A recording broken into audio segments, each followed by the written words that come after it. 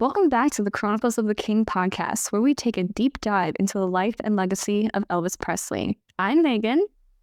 And I'm Tessa, and we are two 20-something Elvis fans dedicated to keeping his legacy alive with a research-based approach. Whether you're a die-hard Elvis fan or simply curious about a man who changed the course of music and culture, you're in the right place.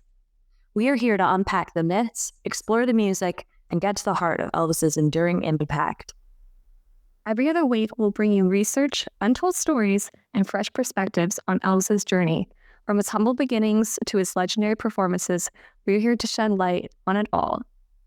So settle in for a podcast made with a lot of TLC for the man himself, one story at a time. Hey guys, we are excited to have you back on our latest episode of the Chronicles of the King podcast. This week, we are diving into the next four movies, which we're going to call the post-Army movies for Elvis. Yeah, so those four are going to be GI Blues. Let me see if I can remember the order. Flaming Star, Wild in the Country, and Blue Hawaii. And I feel like there's some really good movies in there, and then there's some, I don't know, this is like a mixed bag. It kind of like starts to shift a little bit toward the end. So I think at this point we can really start to see that the production company knows what's selling and what is not. Definitely. So this is like, I feel like the last batch of movies that Elvis got to do before they start to get cookie cutter, I guess we could say. They all yeah, like formulaic. Yeah. Yeah. Where they were all the same. What did he say? Same script, different location, different girl, different name. Yeah. Pretty much. Yeah. Okay. But there's a lot to dive into, so let's kick it off with GI Blues. GI Blues was released November 23rd in 1960. It was directed by Norman, I think it's Tarogue. I've been saying Tarog, I think, in my head, but but that's just how I've been reading it. I've no idea. We're not the best pronunciators here. Anywho, we're gonna go with it. Production and distribution company was done by Hal Wallis Productions and Paramount Picture Corporation. The movie was also known as Cathay Europa or Christmas in Berlin, and the cast includes, other than Elvis, Juliet Prowse, Robert Ivers, I apologize, and James Douglas. And so now let's just go into a little bit of the plot. This is actually I feel like this movie is like harmless fun. Like it's like a cutie movie. I actually watched it, which as you guys know, I have not watched a lot of the movies, but I am watching them for the sake of the She's podcast. getting there. But this one I had watched, and I'd watched it a couple of times. So I think it's probably one of my favorites. Anyway, so the log line from TCM is: an American stationed in Germany bets that he can make an icy entertainer fall for him. And a little bit of the plot rundown. So it takes place at the time when the film was released and is centered around American Army men stationed in Germany. Does that sound familiar to anyone? Yeah.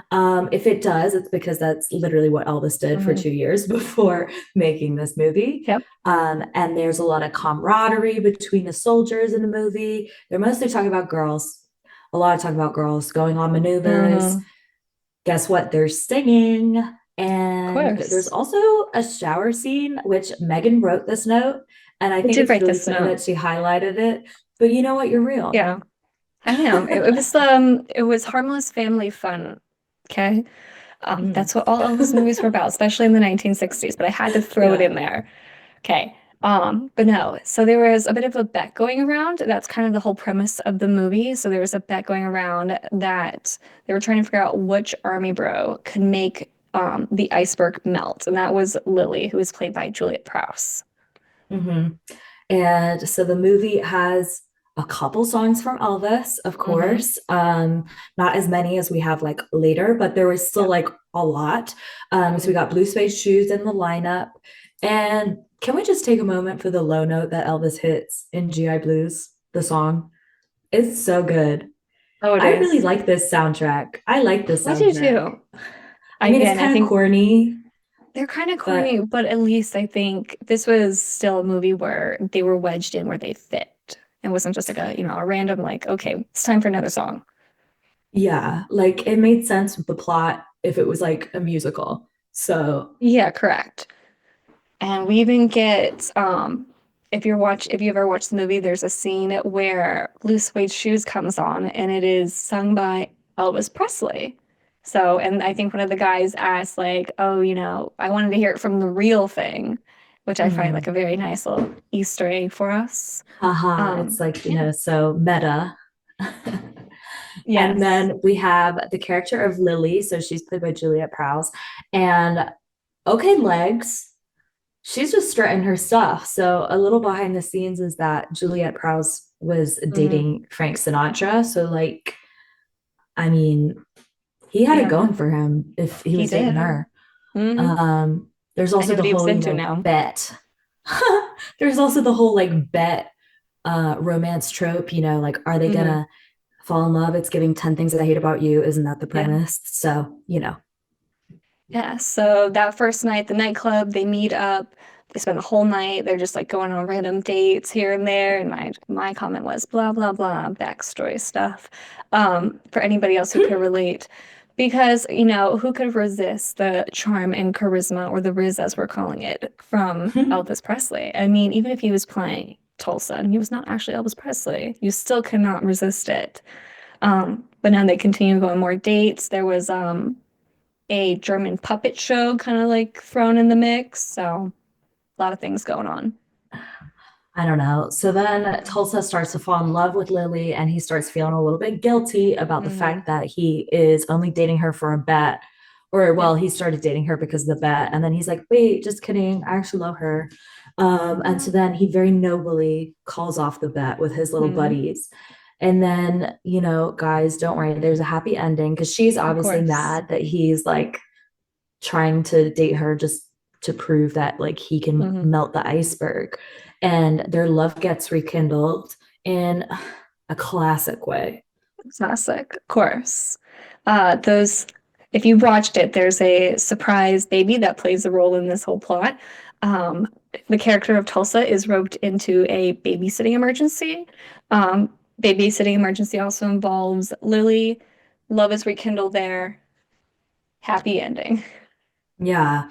And it all works out in the end. They're finally talking about marriage. I mean, it's pretty Yeah. quick turnaround. Oh, Um, yeah. Things moved quickly back in the 60s. yeah. And I think some of the main themes of this is just pretty very lighthearted, like I said, romantic. We got the whole dating bet trope. We got army bros being army bros. And then because we can't have an Elvis movie without Mhm. it, There's music and other performances. Again, some where his character is performing, some that are just thrown right in there. But we got our classics, the ones that you all want to sing. Um, his character even wants to open up a nightclub back in America. That's his biggest passion. And then, as Tessa wanted to point out, we got to give a shout out to Pocket Full of Rainbows. mhm, Says that Elvis is Rizzy and he can sing me up any day, anytime. anytime. And another theme in the movie is like cultural exchange. Hmm. They were pretty much trying to Yeah. mimic Elvis's experience in the army. Hmm. So Tulsa is trying to adjust to life in Germany. There's, some hilarity, some funny times Yes. ensue after some misunderstanding, Hmm. mistranslations, classic banter. Um, Classics. and so, like we learned from some of the other movies, Hmm. the character of Tulsa in this movie Yep. is, anyway, similar to the persona of Elvis. I Hmm. wouldn't necessarily say is Elvis, but it's Like the like the public idea of, portrayal. yeah, the idea of Yep. Elvis. Yes. So he's like a So, little arrogant, mm, just a little. little, but it's okay. Yeah, he's just very arrogant kind of about his capabilities, whether it was singing, opening that nightclub, or, schmoozing up the ladies. Mhm. But he's got a heart, he feels guilty that he was doing this whole thing because of a bet.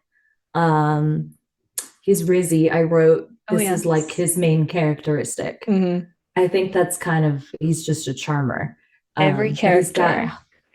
he's got a soul because he feels He bad, does. at least a little. And we also said that he is ambitious, again, talking about that nightclub that he wanted to open. He also wanted to prove that he could win that bet. So, a very ambitious Mhm. guy. But he's also a bit of a romantic. Aw.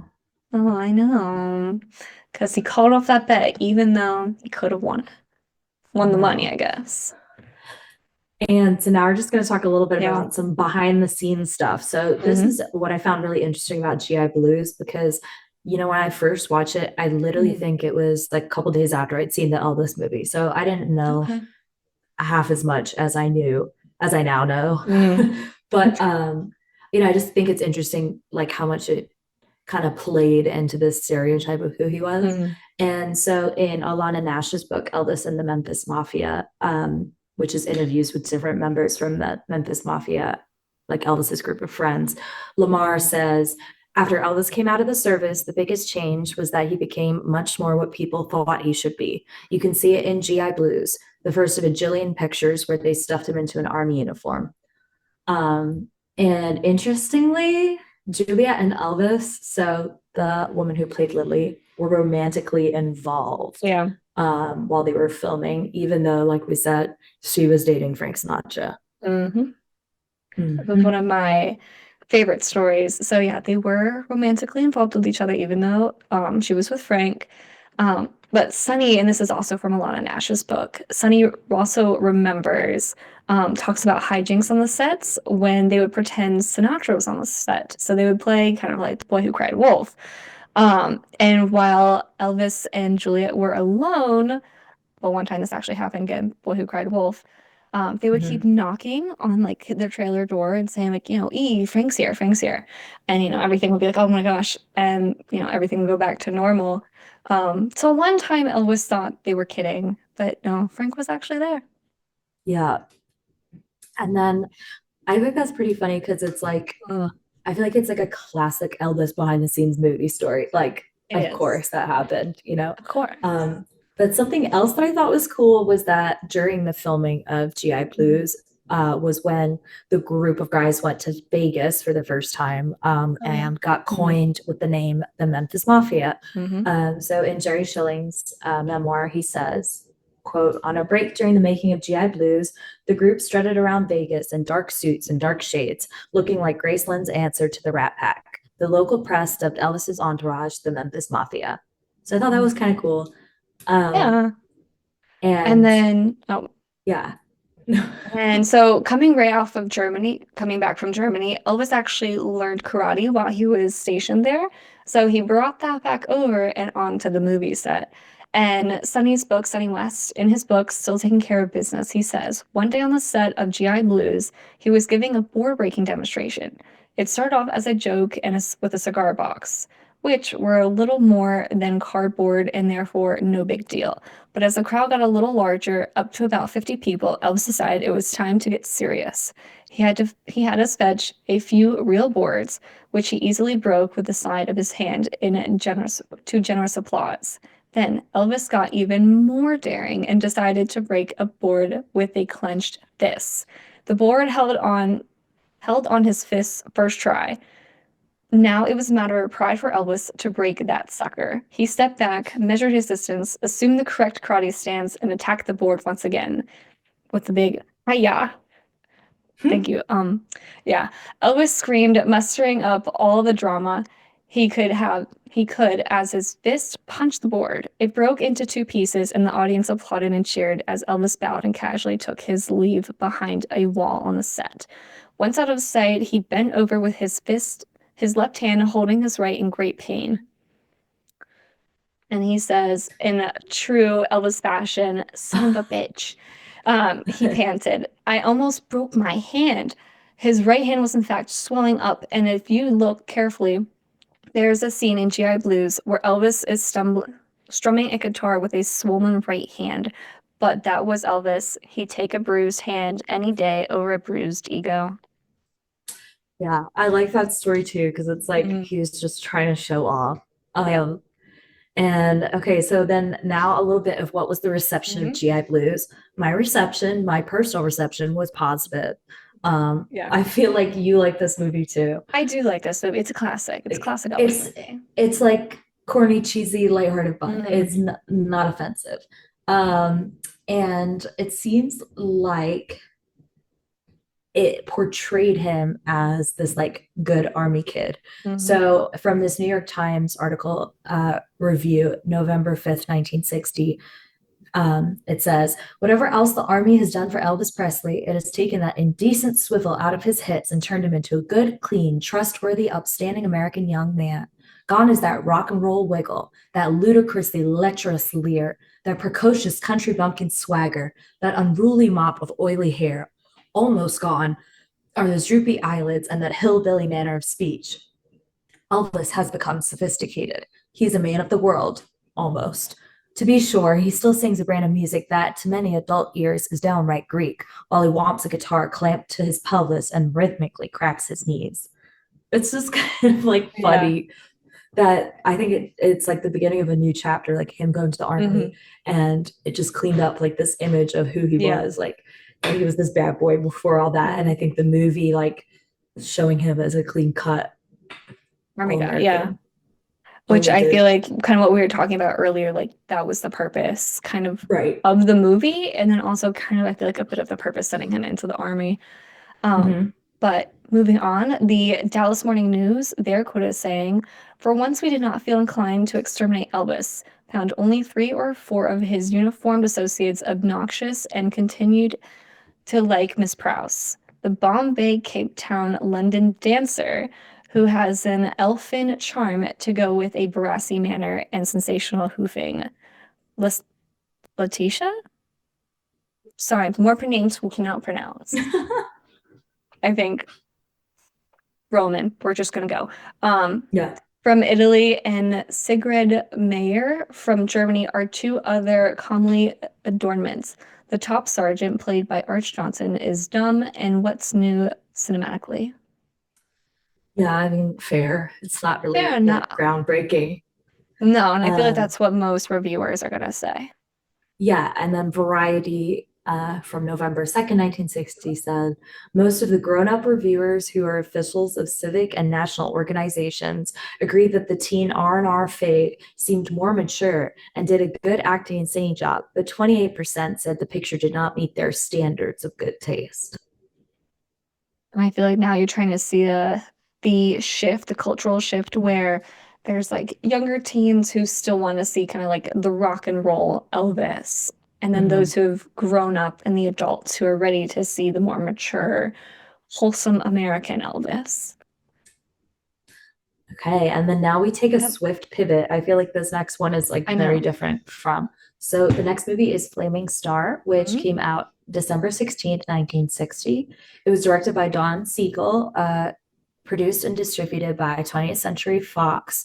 Some other names for it are Black Heart, Black Star, Flaming Heart, Flaming Lance, the Brothers of Broken Lance, and the Brothers of the Flaming Arrow. It is based on a novel named Flaming Lance, which is by Claire Huffaker, and it's released in 1958. Elvis is obviously our lead, but the cast also includes Steve Forrest, Barbara Eden, Dolores Del Rio, and John McIntyre.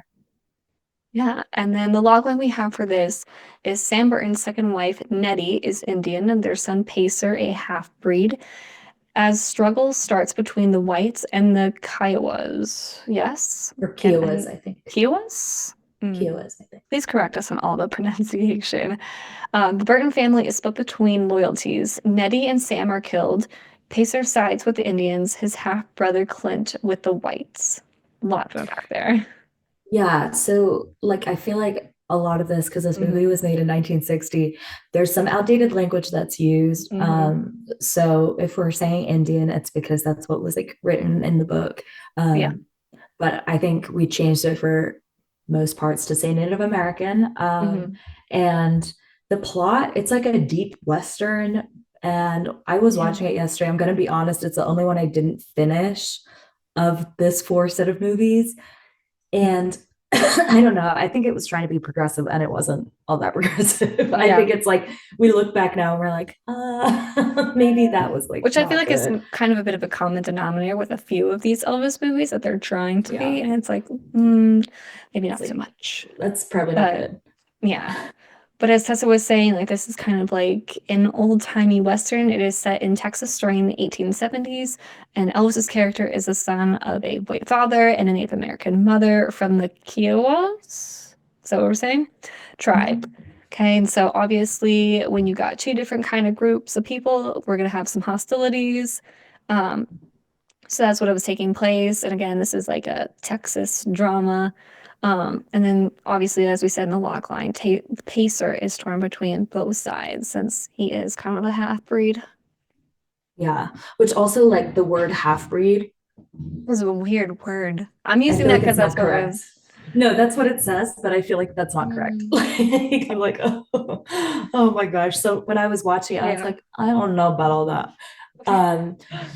And so there's family drama. So Mhm. Pacer's half brother Clint sides with the white settlers, but Pacer feels a strong connection to his Kiowa roots. And there is mad tragedy in this. It's like a very serious movie. Mhm. And Pacer's mom is killed in a brutal attack, and Pacer is torn between wanting to like redeem his mother and want vengeance for his mother's death, and also wanting to keep peace between the settlers and the Kiowa tribe. Mhm. In the end, he sides with the Kiowa tribe and defends his mother's people, which causes tension with his brother, who more heavily identifies with like Yep. the white settlers. And then all this to say that we finally get a dramatic end, not so much a happy one. Pacer is eventually alienated from both sides, and in the end, he actually sacrifices himself for his brother's safety.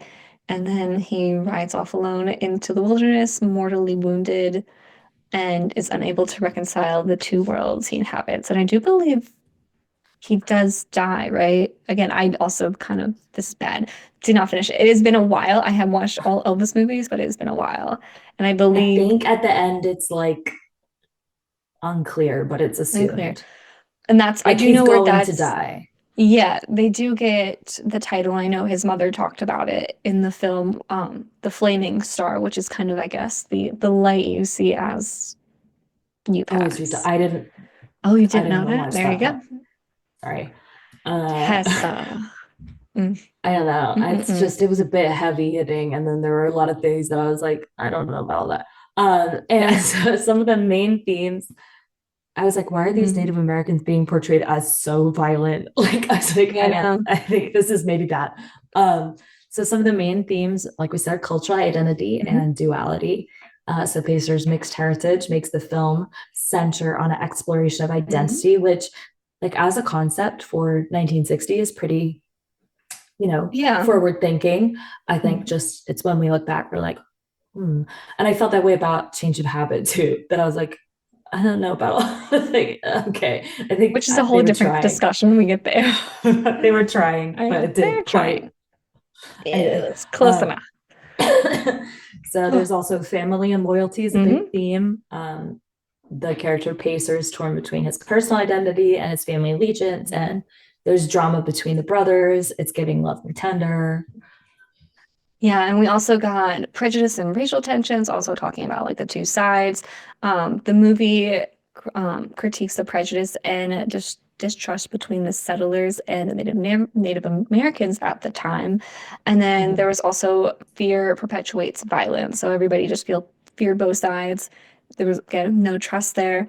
And obviously we have the conflict in sacrifice, escalating violence between the settlers and the Kiowa tribe, and then Pacer sacrificing himself at the very end of the film.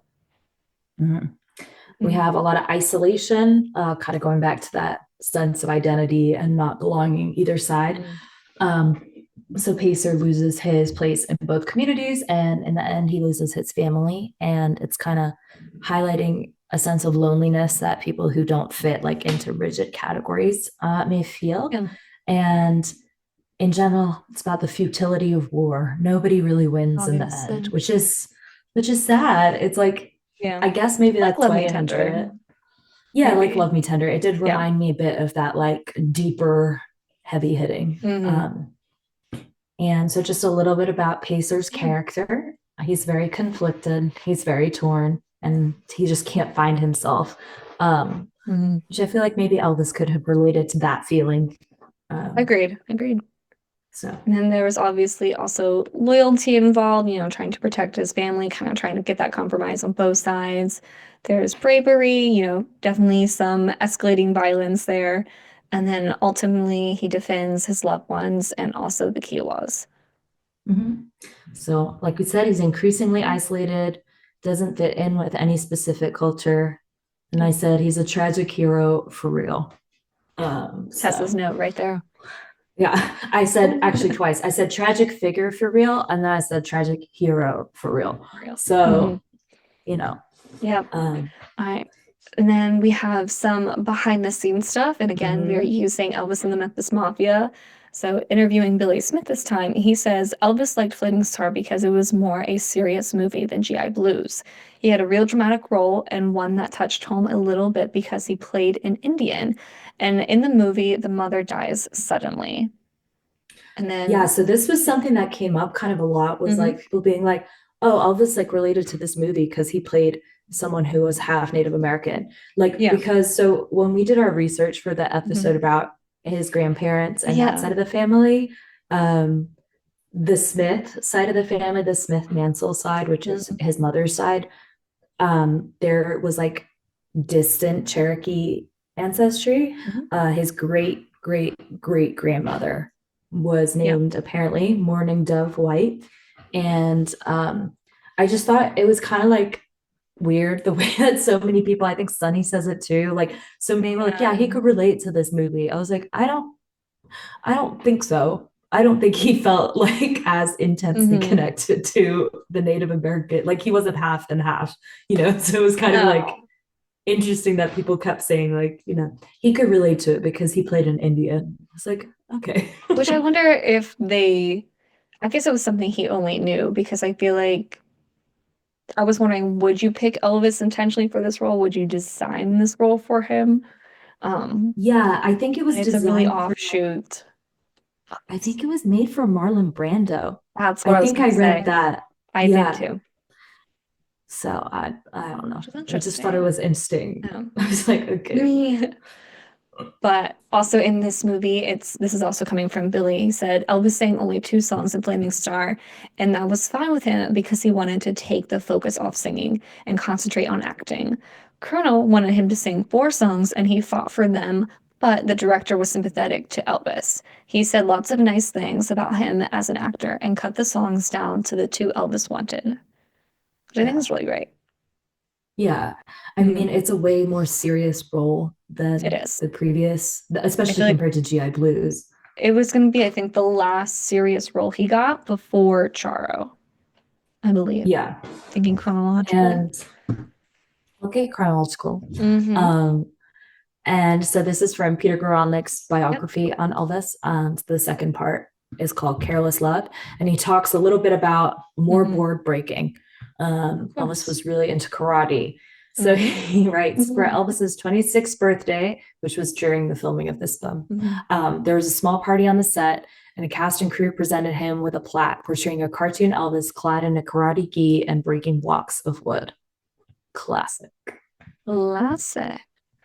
And then we got some more behind the scenes information from Sonny West in his book, So Taking Care of Business.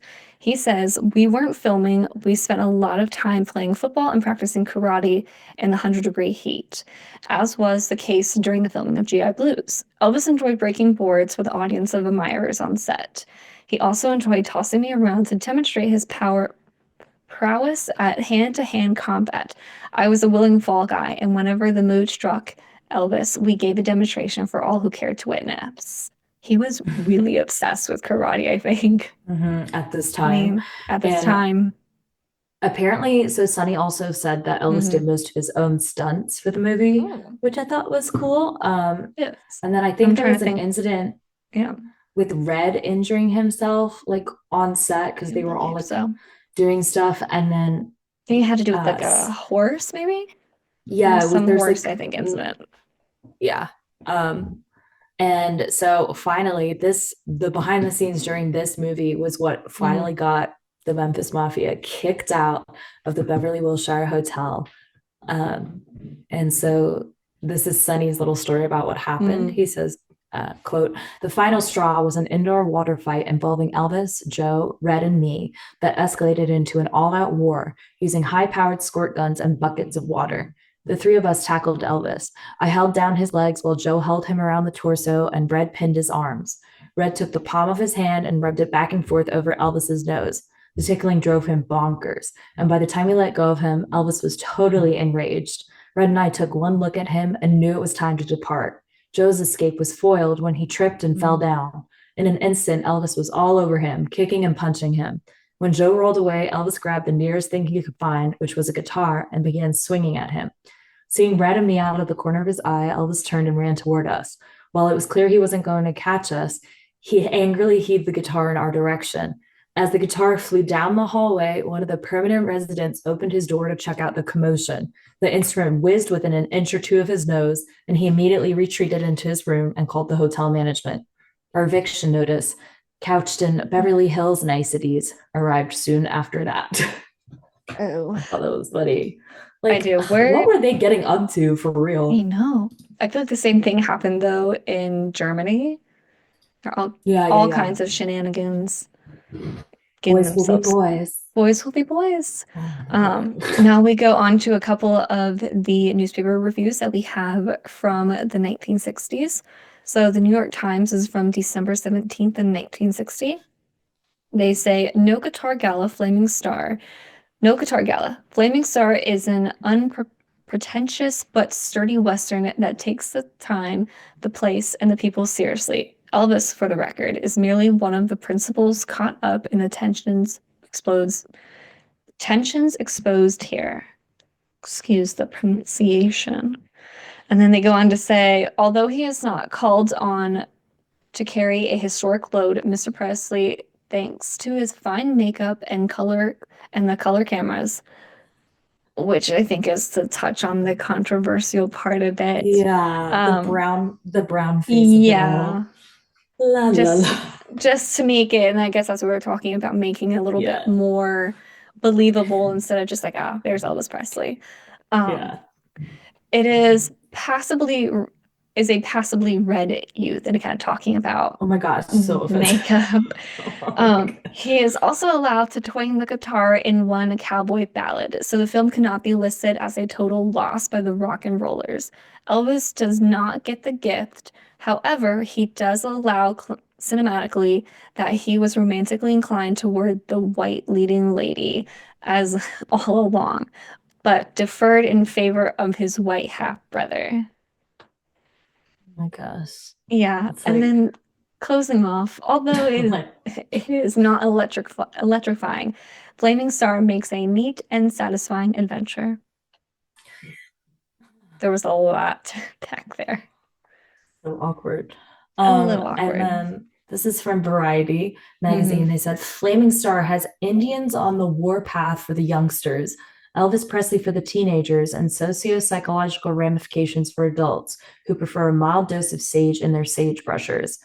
Okay, first off, the Indians on the warpath, like that was what I think struck me the most when I was watching it, was I was like, why are they being portrayed as so violent, the Native Americans? Like, their land was stolen from them by these people. So like they should be a little mad, I think. And it was just like very much leaning into that stereotype. And, but I guess according to all these reviews, they were like, yep, you'll get that. And it was a whole genre of movies, for a long time that people enjoyed watching cowboys and Indians. So those good old Westerns. I never liked them. And I can't.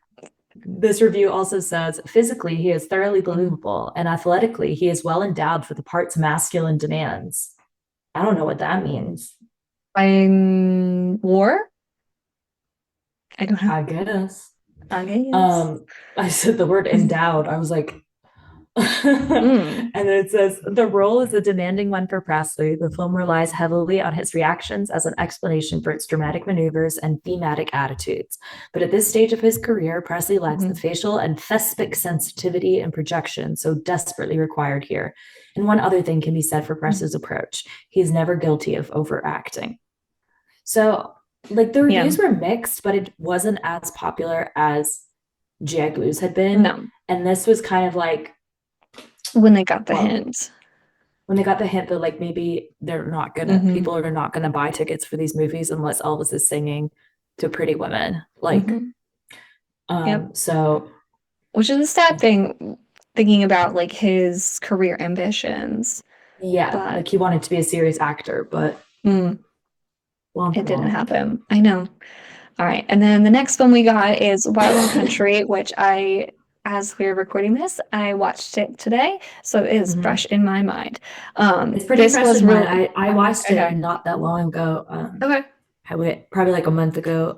It was one of the ones that all you guys were like, Tessa, you've never seen that one? I was like, no. And so I watched that one Yeah. pretty recently. I like it. It was I like cute. it too. I don't remember. I liked it a lot more than I thought I did. I don't know Yeah. why. Originally, I just feel like, kind of, it's one of those love it or hate it kind of. But no, it was good. But I this one like was it. directed by Philip Dune. The production and distribution company for this was Company of Artists Incorporated and 20th Century Fox Film Corporation. It was actually based on The Lost Cowboy by J.R.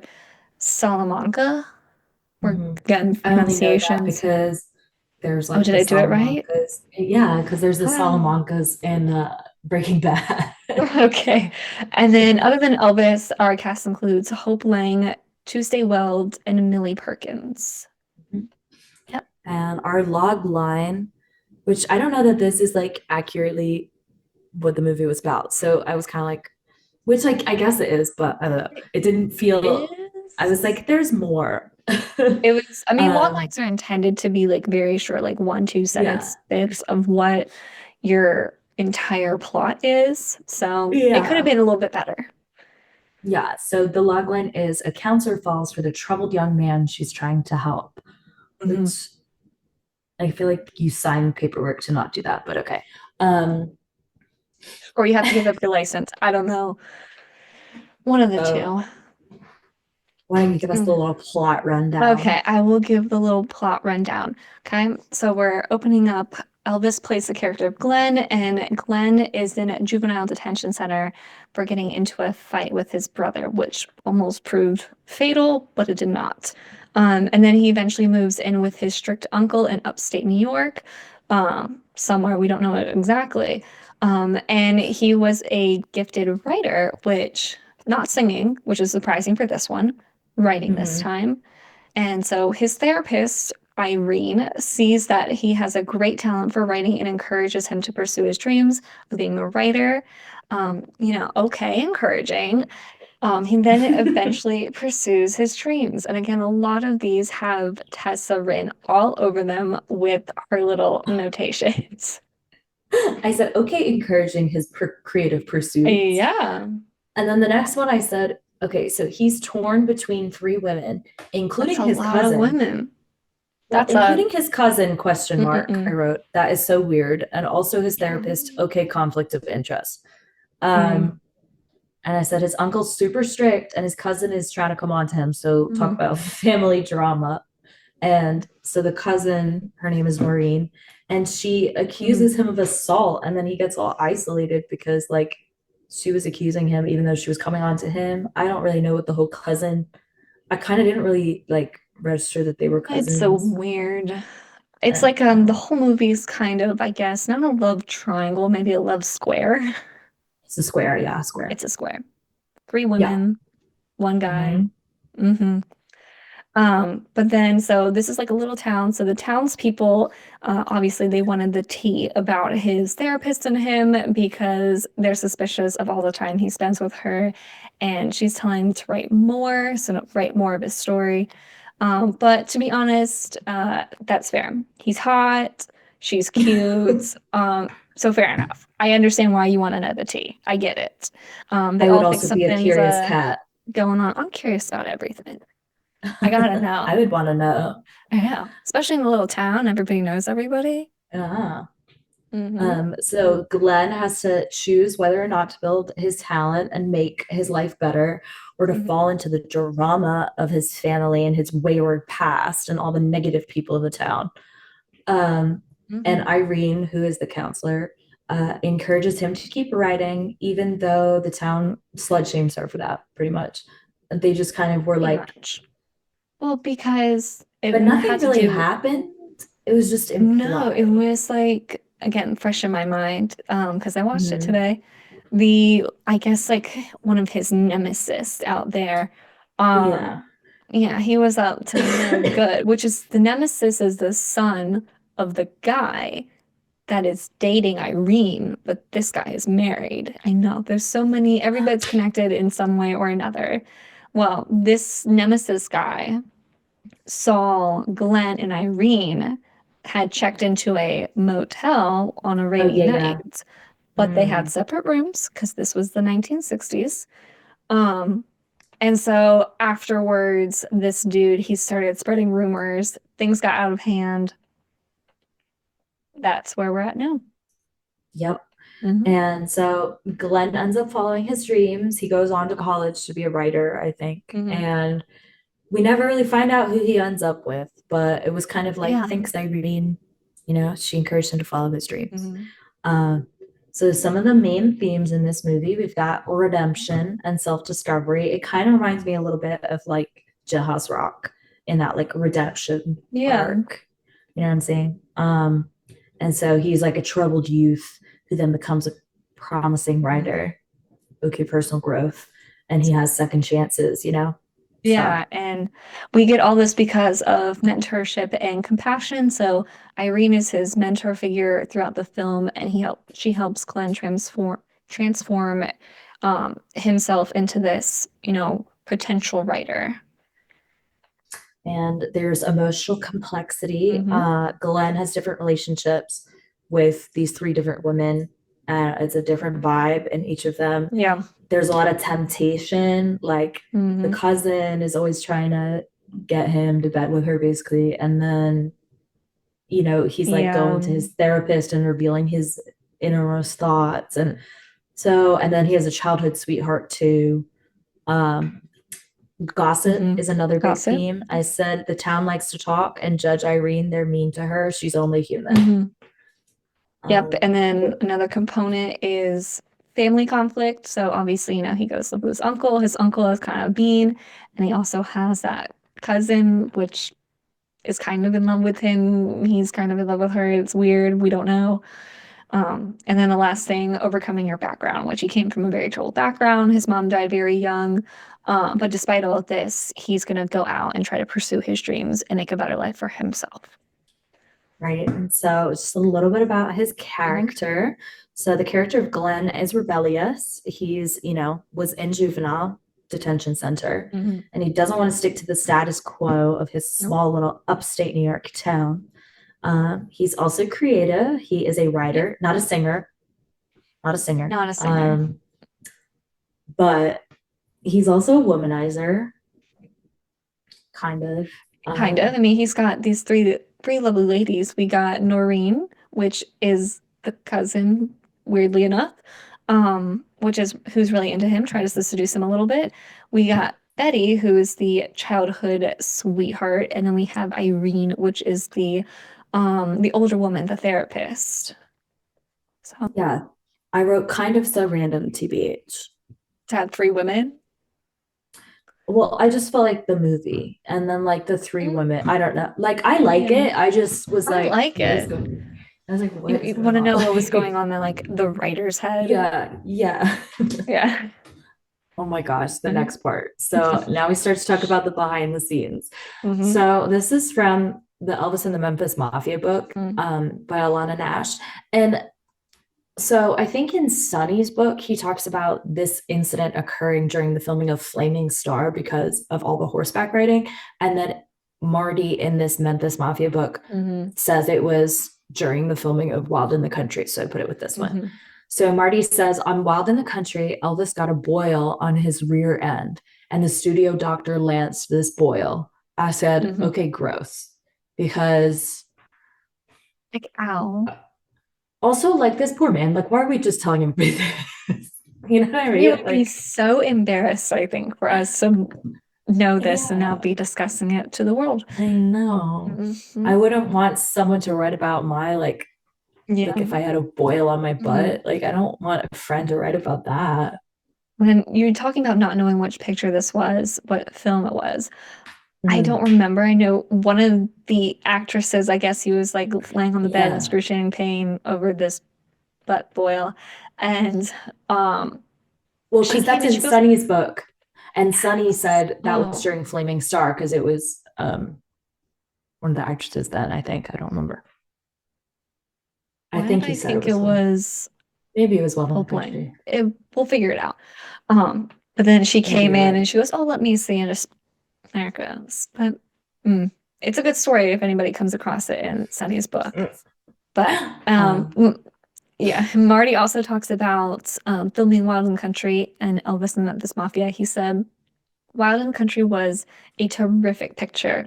It had a beautiful look about it. This was another one of those dramatic roles that Elvis liked. Colonel hated because Elvis only sang 4 songs in the picture.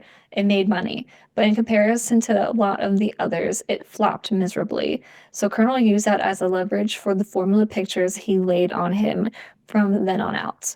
There on out, sorry.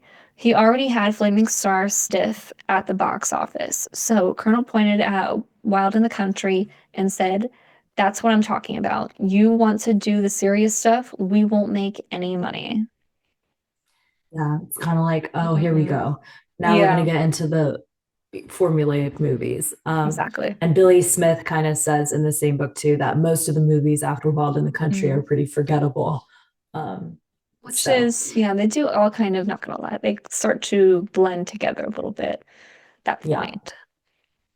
So now moving on to some of Mhm. the, like a little bit about the reception of the movie. So in the New York Yep. Times, they wrote in this seamy, sentimental lot of nonsense. Our nemesis plays a kid who has all the education and social presence of an underprivileged resident of Tobacco Road. Nonsense. That's all it is. Pure, sheer nonsense. Like, Rude. I mean, it's not that bad. Yeah, compared to what it could be. It's And then we really not that also, bad. from the Times of 1961, we have this saying, apparently the good, clean Elvis Presley who returned from the army in the screen to the screen in GI Blues was not what the teenagers wanted the guitar-playing lover boy to be. And so, in Wild in the Country, Elvis is back as a problem for himself, the parole board, and us. Obviously, Yeah. like Tessa said, kind of replicating Jailhouse Rock just a little bit. Yeah. And then Variety says Mhm. Mr. Presley, who did appear to be improving as an actor in his last picture, Flaming Star, is as callow as ever in this. The few times he sings are painful, at least they are to our ears, and his appearance is waxy and flabby. Elvis has retrogressed, which, like, It's an ouch. yeah, I mean, he probably weighs like 180 pounds, like, if that even. I know. So, Standards of the day, I feel like definitely through oh my this, we are God. seeing the difference. Yeah. But yeah, this article goes on to say, for the easygoing, less discriminating patron of the cinematic arts, Wild and Country should be acceptable as a slickly produced, glamorously cast hunk of romantic fiction that won't trouble the mind when one leaves the theater. What with Elvis Presley's name to grace the marquee, the Jerry Wald production for 20th Century Fox appears to be on safe commercial ground. But all this Simosin? Is that again? I'm the worst when it comes Simonis. I Simonis. It's a I weird literally, word. it's just a car Simonis. metaphor. I don't really know. Mm-hmm. It cannot quite make a new car out of an old Model T. I think maybe it's a new engine. I don't know. I didn't look it up because Model T is I've a car. just, well, yeah, but the Simonis maybe is the Oh, engine. a synonym. Synonyms. Are we Googling right It's, now? oh, it's a car wax. It's a wax that you put Oh, on a it's a car. wax. We Okay, learned okay, okay. something. We taught something today. Yeah, so You're it's like welcome. shiny, but there's not Mm-hmm. much substance there. And so our final movie for the Yep. post-army ones is where we Mm-hmm. finally get our best-selling Elvis movie of all time, the soundtrack. This is Mm-hmm. one everybody knows. So we have Blue Hawaii, which came out on November 22nd, 1961. It Mm-hmm. was directed by Norman Taurog. Taurog? I forget how I said it before. Tarog? Again, Taurog? Tarog? I don't know. I've just I only said it think. in my head for like 2.5 years. So like saying it out Close loud. enough. And distributed and produced by, once again, Hal Wallace Productions and Paramount Pictures. another title for it was Hawaii Beach Boy. And the cast includes Joan Blackman, Nancy Walters, Roland Winters, and Angela Lansbury, Yeah. who is Mrs. Potts, right? Yes, she is Mrs. Potts. Okay, We had I to just throw wanted that to in there. check. Yeah. Also, side note, she was not that much older than No, Elvis, I know. which is really weird. But the logline we have for this is a Hawaiian playboy defies his possessive mother to take a job with a tourist agency. She's 10 years older than him. 10 years playing his mother, though. Yeah, I'd be like that. Yeah. All right, Tessa, you want to give us the plot rundown of this? Yes. So Simple. Chadwick, pretty simple. Chadwick, who everybody calls Chad, returns home to Hawaii from, guess what, military service. And his rich parents expected him to come in and join the family pineapple business and settle down living the privileged life. But he can't be tamed. And he wants to live a chill life and takes the job at a travel agency. I said he just wants to chill with his girlfriend. Her name is Miley. I literally think they said it like Miley, and I was thinking Miley Cyrus. And he wants to live this like idyllic, stereotypical Hawaiian like aloha life. Like I feel like that was the idea of the movie. Is they're like everyone in Hawaii lives this Here's cool, Hawaii. calm. Yeah, they're like it's just always everything is like that there, and so I feel like it kind of plays into that. But a little further, Chad takes a group of tourists from this tourist agency around, and guess what? There's girls, including a cute school teacher. Oh, sorry. They all start to blur after this point. And Chad attracts the teacher's 4 students. And okay, this is a weird one that I think when I was just rewatching this, I rewatched it like 2 days ago, and I hadn't seen it since I like 2.5 years ago, like right when I got into Elvis, I watched Blue Hawaii, all that stuff. And so there is this weird scene with one of these 4, like there's young troubled female one. students. Yeah, there's like one who's troublesome, and he literally like spanks her and like to teach her a lesson. And I was rewatching and I was like, what the hell? I completely trauma blocked that out. I think I just was like, that didn't happen. The 60s are much different in time. I was like, okay. Where was I reading? It was just like a quick little snippet, like saying that I guess she had just gotten in the water and that because like she was wet and she goes, it hurt really bad. Because they had to make it believable, but like, yeah, why? Oh, weird. Pause for a Tesla Google session. No, sorry. Yeah, carry on. Okay, carry on. I will finish this out while she finds us some good information. Okay, so obviously the Elvis, whatever character he plays, he's going to be risen up all the girls. And so he's got his little girlfriend who does the tourist agency, and he also got these 4 girls. Weird, he spanks her, like, or what Tessa wrote as a whooping scene. And then obviously in the end, Chad kind of disappoints his mother because he just wants to, live that chill life, be a part of that tourist agency. And in the end, there is a celebratory luau where he sings the Hawaiian wedding song, which, fun fact, I believe this was all shot for the most part, most of it was shot in Hawaii. And it was filmed at the Coco Palms Resort in Kauai, which unfortunately is no longer open, but I do believe that there's efforts to revive it, which I would love to see. Cool. That was just a side note from me to you. And then some of the main themes of the movie, we have yet again rebellion and conformity. So Chad rejects the corporate life. He doesn't want to follow these societal expectations. He doesn't want that pineapple money. And I said, okay, independent.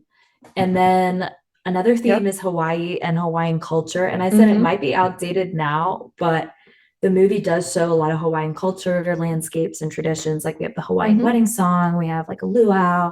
So I thought that was kind of interesting. And I said the movie kind of made Elvis synonymous with Hawaii, like as well as later we have the Hawaii Aloha from Hawaii special in 73. But I think that this like led a benefit concert there too. It was filmed, I believe, right after the benefit Yeah, concert he USS had. Arizona. Yes.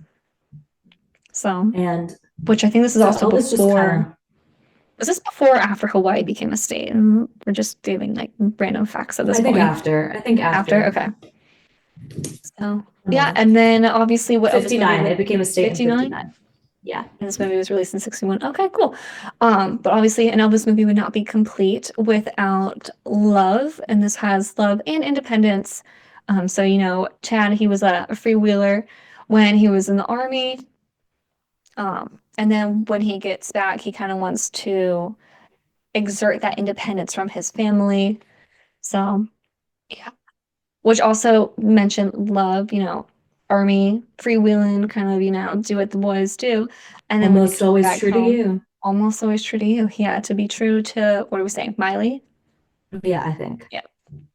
And then it's a coming of age. I said he wants to be carefree, but he has to be an adult. And then I said he gets the best of both worlds. Okay, Hannah Montana. Because he does. He's like, guess what? I can still have my parents' money, but also be like chill and live in the chill life. So I guess he kind of won. All right. Now, would you say he's living that sweet life? Oh, Where? I would say so. Okay.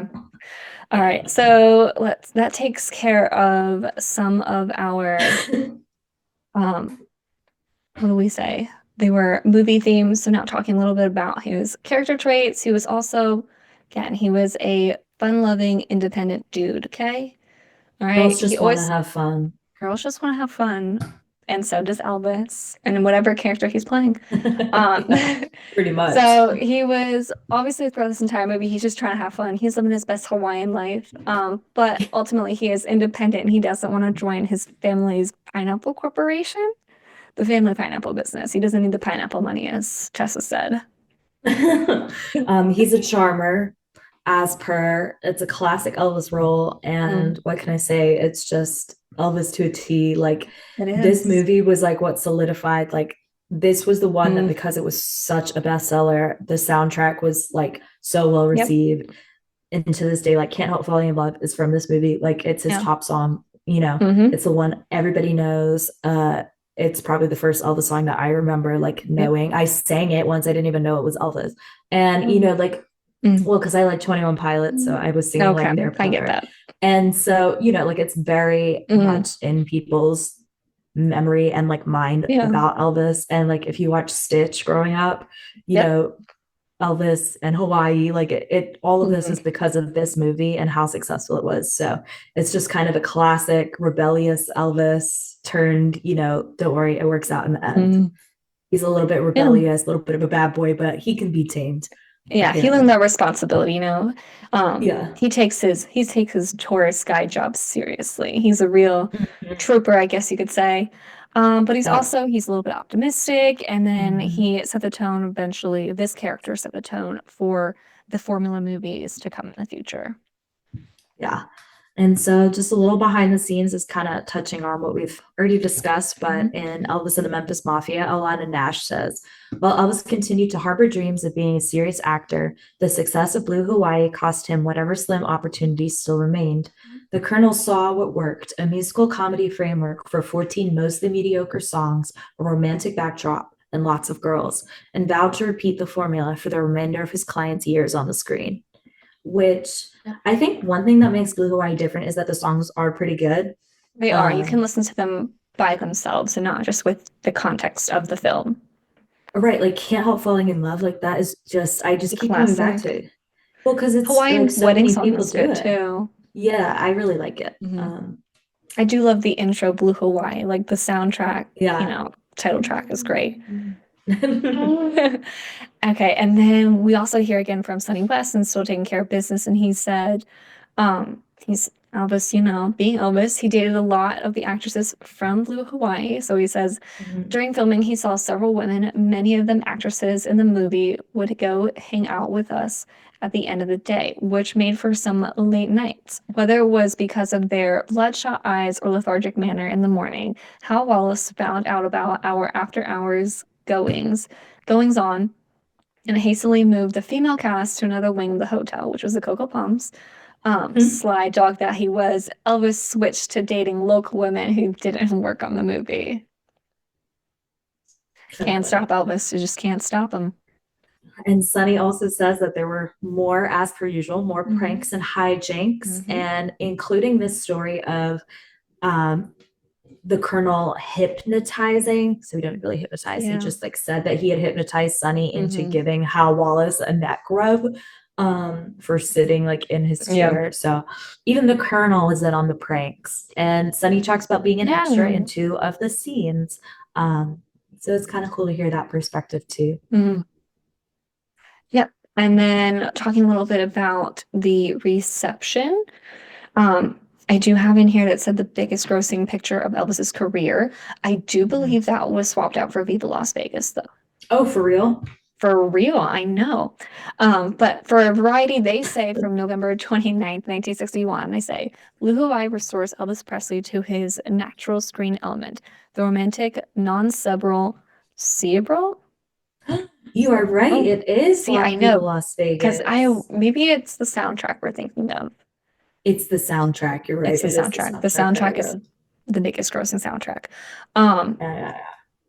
One of which he was, sorry, we're back on track. One of which he has departed for more dramatic doings in his last few films. It is the sort of vehicle which the singing star seems to enjoy his greatest popularity.